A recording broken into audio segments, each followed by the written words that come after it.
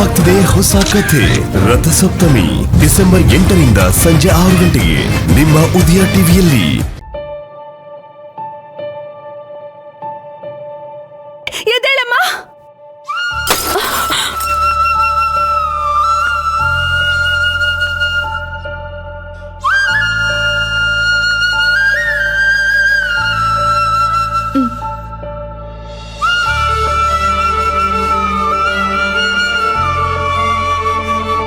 ದಯವಿಟ್ಟು ನನ್ನನ್ನು ಕ್ಷಮಿಸ್ಬಿಡಿ ಅಮ್ಮ. ನನ್ನಿಂದ ನಿಮ್ಮ ಮನಸ್ಸಿಗೆ ಪದೇ ಪದೇ ನೋವಾಗ್ತಾನೆ ಇದೆ.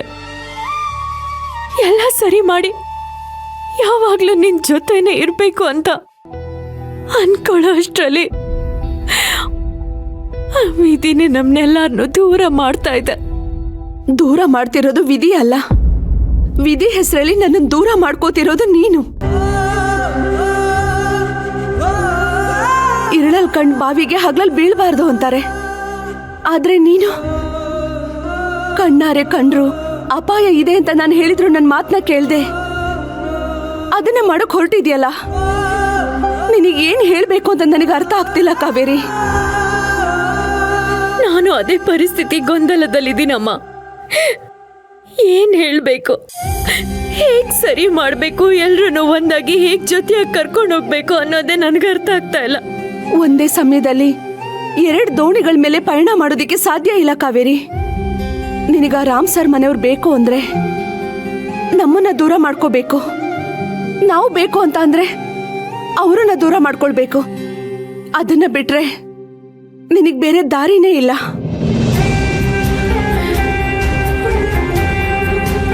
ಈಗ ನನಗೂ ಅದೇ ಕಾಡ್ತಿರೋ ಪ್ರಶ್ನೆ ಅಮ್ಮ. ಕೊಟ್ಟ ಮಾತು ವಹಿಸ್ಕೊಂಡಿರೋ ಜವಾಬ್ದಾರಿ ಒಂದ್ ಕಣ್ಣಾದ್ರೆ ಹೆತ್ತಮ್ಮನ್ ವಾತ್ಸಲ್ಯ, ಅವಳ ಪ್ರೀತಿ ಇನ್ನೊಂದ್ ಕಣ್ಣಾಗಿದೆ. ಈ 2 ಕಣ್ಣಲ್ಲೂ ನನಗ್ ಯಾವ ಕಣ್ಣು ಮುಖ್ಯ ಅಂತ ಕೇಳಿದ್ರೆ ನನಗ್ 2 ಕಣ್ಣು ಮುಖ್ಯ ಅಂತಾನೆ ಹೇಳ್ತೀನಮ್ಮ. ಹೀಗೆ ಬಿಟ್ರೆ ಖಂಡಿತವಾಗ್ಲೂ ಅಮ್ಮನ ನಾನು ಶಾಶ್ವತವಾಗಿ ದೂರ ಮಾಡ್ಕೋತೀನಿ. ಇಲ್ಲ, ನನಗ್ ನಮ್ಮಮ್ಮ ಬೇಕು. ನಾನು ಹೇಗಾದ್ರೂ ಮಾಡಿ ಎಲ್ಲದನ್ನು ಸರಿ ಮಾಡ್ಲೇಬೇಕು. ಅಮ್ಮನ ಜೊತೆ ಮಾತಾಡ್ಲೇಬೇಕು.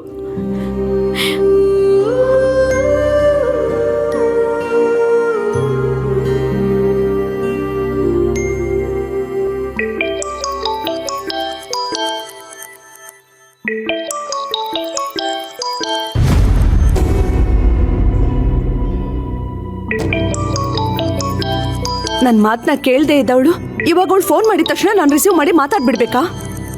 ನಾನು ಮಾತಾಡಲ್ಲ.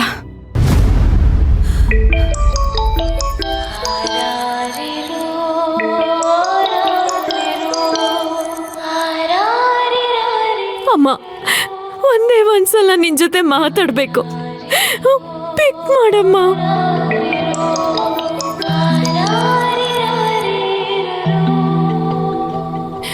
ಹಲೋ ಅಮ್ಮ.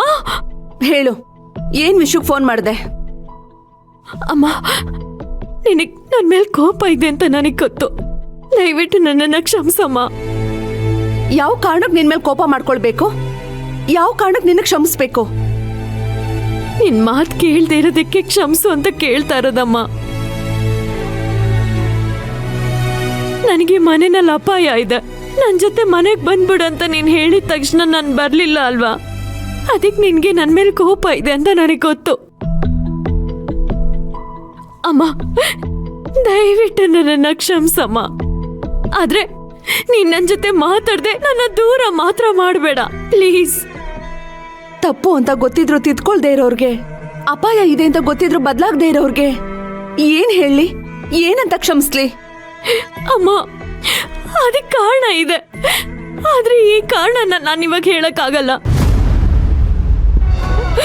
ಆದ್ರೆ ನಿನ್ ಪ್ರೀತಿ ಒಂದು ನನ್ನ ಜೊತೆ ಇದ್ರೆ ನನಗೆ ಯಾವ ಅಪಾಯನೂ ಬರಲ್ಲ ಅಮ್ಮ. ದಯವಿಟ್ಟು ಅರ್ಥ ಮಾಡ್ಕೊಳಮ್ಮ ಪ್ಲೀಸ್ ಅಮ್ಮ. ಈಗ ನೀನಾಡೋ ಮಾತುಗಳಿಂದ ನನ್ನ ಮನ್ಸು ಕರಗಬಹುದು, ಆದ್ರೆ ನಾಳೆ ನನ್ನ ಕಣ್ಣು ಮುಂದೆ ನಿನ್ಗಾಗೋ ಅಪಾಯಗಳನ್ನ ನೋಡಿದ್ಮೇಲೆ ನನ್ನ ಉಸಿರು ನಿಂತೋಗುತ್ತಲ್ಲ, ಅವಾಗ ಏನ್ ಮಾಡ್ತೀಯಾ? ಅಮ್ಮ ಅಮ್ಮ ಹಾಗೆಲ್ಲ ಹೇಳ್ಬೇಡ ಅಮ್ಮ ಪ್ಲೀಸ್. ಹೇಳ್ಬೇಕಾದ ಅನಿವಾರ್ಯನ ಸೃಷ್ಟಿ ಮಾಡಿದವ್ರು ಯಾರು? ನೀನ್ ತಾನೇ? ನೋಡು, ನೀನ್ ಆ ರಾಮ್ ಸರ್ನ ಯಾವ ಕಾರಣಕ್ಕೆ ಮದ್ವೆ ಆದೆ ಅಂತ ನನಗೆ ಗೊತ್ತಾಗದೇ ಇದ್ರೂ ಪರವಾಗಿಲ್ಲ. ನೀನ್ ಆ ವಿಷಯ ನನ್ನಿಂದ ಯಾವ ಕಾರಣಕ್ಕೆ ಮುಚ್ಚಿಟ್ಟೆ ಅಂತ ಗೊತ್ತಾಗೋದು ಬೇಡ. ಆದ್ರೆ ಆ ಮನೆಯವರಿಂದ ನಿನಗೆ ಅಪಾಯ ಇದೆ ಅಂತ ಗೊತ್ತಾದ್ಮೇಲೂ ಮನೆಗ್ ವಾಪಸ್ ಬಾ ಅಂತ ಕರೆದ್ರೆ ಬರ್ದೆ ಅಲ್ಲೇ ಉಳ್ಕೊಂಡಲ್ಲ. ಇಷ್ಟಾದ್ಮೇಲೆ ನಿನ್ನ ಸಂಬಂಧಕ್ಕೆ ಯಾವ ಅರ್ಥನೂ ಇಲ್ಲ.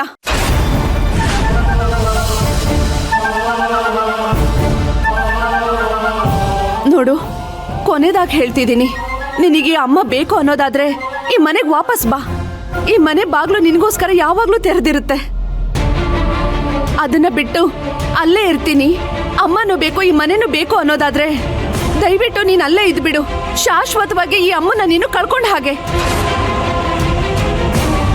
ನೀನೇ ನಿನ್ ಕೈಯಾರೆ ಈ ಅಮ್ಮನ್ನ ಮಣ್ಣು ಮಾಡ್ದ ಹಾಗೆ. ನಿರ್ಧಾರ ನಿನಗ್ ಬಿಟ್ಟಿದ್ದು. ಏನ್ ಮಾಡ್ಬೇಕು ಅಂತ ಯೋಚನೆ ಮಾಡು. ಅಮ್ಮ,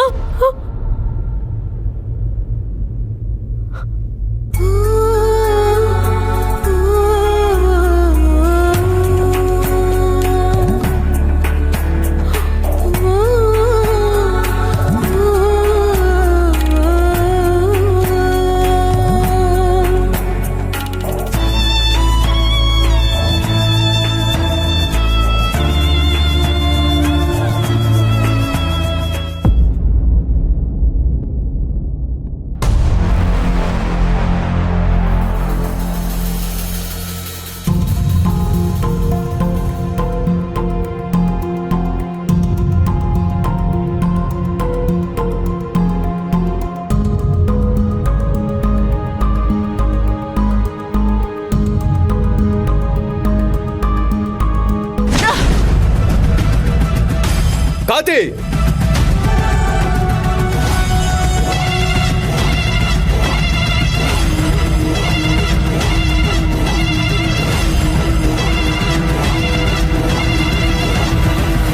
ಕಾತಿ,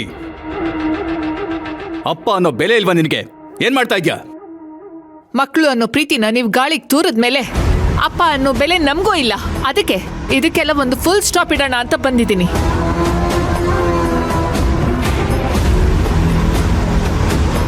ತಗೊಳ್ಳಿ, ಇದೆಲ್ಲ ನಮ್ಗೆ ಯಾಕೆ?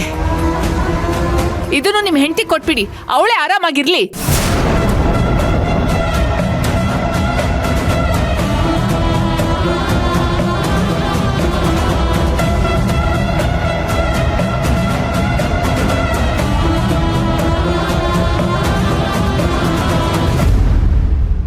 ಈ ತರ ಆಟ ಕುಂಟು ಲೆಕ್ಕಕ್ಕಿಲ್ಲ ಅಂತ ಬದುಕೋದ್ಕಿಂತ ಹೊರಗಡೆ ಹೋಗಿ ಬಿಕಾರಿಗಳ ತರ ಇರೋದೇ ಎಷ್ಟೋ ವಾಸಿ. ಏನು ಇಲ್ದೇ ಇರೋ ಈ ಬಿಕಾರಿನ ತಂದು ಈ ಮನೆ ಮಹಾರಾಣಿ ಮಾಡಿ ಎಲ್ಲ ಇರೋ ನಮ್ಮನ್ನ ಬಿಕಾರಿಗಳನ್ನಾಗಿ ಮಾಡಿ ಭಿಕ್ಷೆ ಬೇಡೋ ಹಾಗೆ ಮಾಡಿದಿರಲ್ಲ.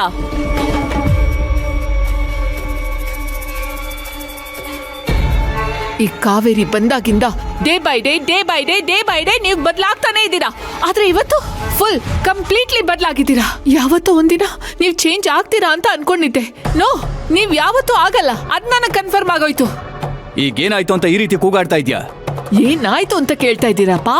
ಮಾಡೋದೆಲ್ಲ ಮಾಡ್ಬಿಟ್ಟು ಏನು ಆಗ್ತಿರೋ ಹಾಗೆ ಕೂತಿರೋದಕ್ಕೆ ಸಾಧ್ಯ ಇಲ್ಲ.